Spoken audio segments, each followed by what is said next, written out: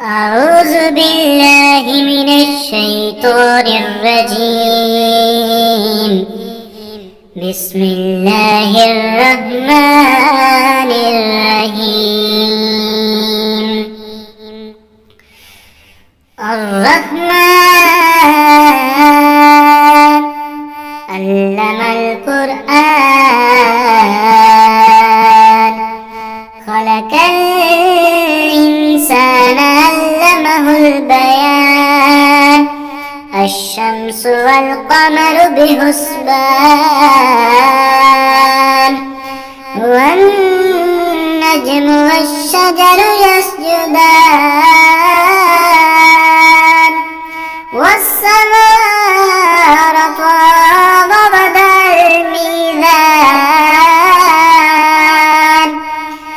ألا تطغوا في الميزان وأقيموا الوزن بالقسط ولا تخسروا الميزان والأرض وضعها للأنام فيها فاكهة والنحل ذات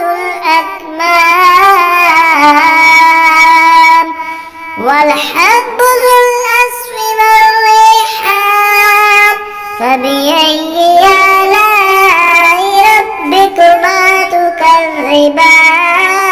تكذبان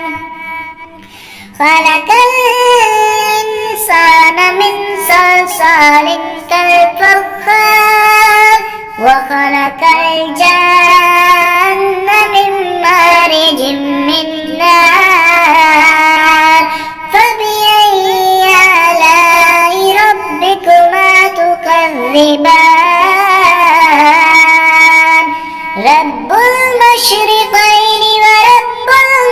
المغربين فبأي آلاء ربكما تكذبان مرج البحرين يلتقيان بينهما برزخ لا يبغيان فبأي آلاء ربكما تكذبان يخرج منهما اللؤلؤ والمرجان فبأي آلاء ربكما تكذبان وله الجوار المنشآت في البحر كالأعلام فبأي آلاء ربكما تكذبان كل من عليها فان ويبقى وجه ربك ذو الجلال والإكرام